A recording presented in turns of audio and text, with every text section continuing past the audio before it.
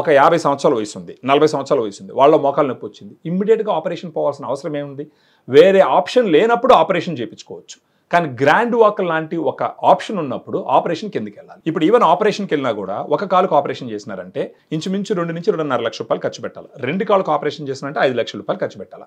ఆ ప్రైస్తో కంపేర్ చేసినప్పుడు గ్రాండ్ వాక్ ప్రైస్ గురించి ఒక చిన్న క్యాలిక్యులేషన్ చేద్దాం. 120 రూపీస్ ఎంఆర్పి అంటే నెలకి 3,600 రూపాయలు అవుతుంది. సంవత్సరానికి ఎంత అవుతుంది? 36,000 రూపాయలు అవుతుంది. ఇంకొకటి ఇక్కడ మీరు ఏం చేస్తున్నారు? గ్రాండ్ వాక్ వాడడం వల్ల మీ గుజ్జుని పూర్తిగా కరిగిపోకుండా ఆపుతున్నారు, గుజ్జు మళ్ళా పెరిగేటట్టు ప్రయత్నం చేస్తున్నారు. సో దీంట్లో మీరు న్యాచురల్ గా బతకచ్చు. ఒకవేళ వెయిట్ ఎక్కువ ఉన్నారు, వెయిట్ తగ్గించుకోవచ్చు.